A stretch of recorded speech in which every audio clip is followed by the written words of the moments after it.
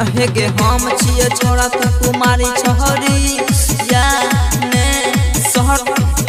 हे गे हम छिए छोड़ा तो कुमारी छोरी या ने सहट देखो प्यार के बीमारी तोरा रोग बड़ा भारी हमारा से न दूरी हट हट हट हे गे या ने सहट हे गे हम छिए छोड़ा तो कुमारी छोरी या ने सहट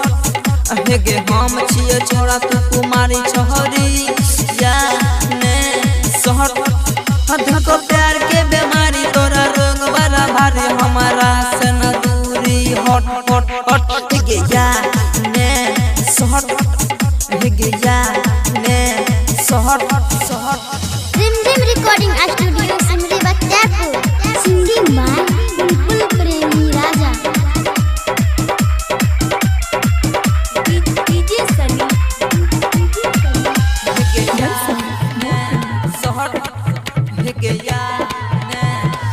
हमारा न समझ तू कच्चा हम छिए खिलाड़ी के पक्का हमरा लवर बना ले दुल्हन तो नहीं गे अच्छा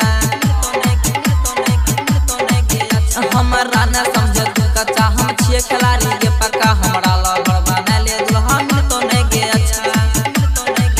तोहर गोरे गोरे गाल छड़ी लागो बड़ी लाल हमारा नहीं बोल तू फट फट फट हे गे या ने सहट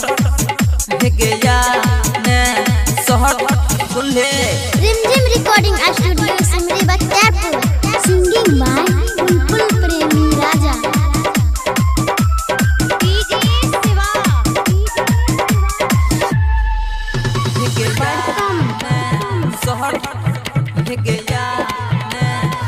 राइटर रंजन